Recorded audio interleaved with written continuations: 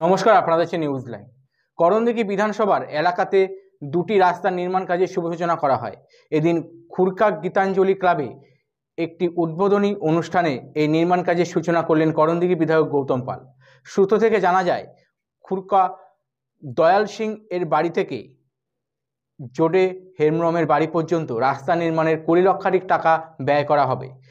খুরকা বাথানডাঙ্গি pin মুর্মুর বাড়ি থেকে BSF road পর্যন্ত সড়ক নির্মাণে 48 লক্ষাধিক টাকা বরাদ্দ হয়েছে। গৌতম পাল জানিয়েছেন, মমতা বন্দ্যোপাধ্যায়ের অনুপ্রেরণাতে দুটি রাস্তা নির্মাণ উদ্বোধন করা হলো।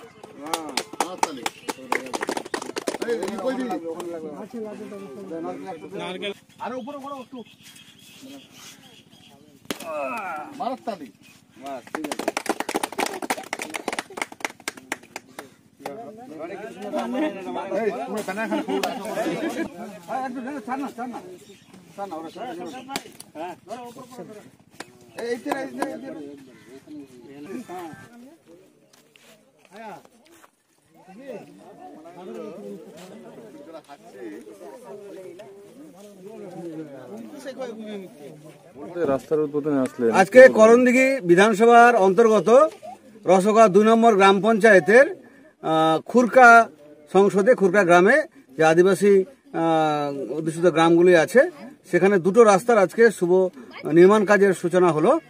একটা 48 লক্ষ আর একটা 20 লক্ষ টাকার রাস্তা। এখানে পিসিসি ঢালাইয়ের মাধ্যমে রাস্তা হবে।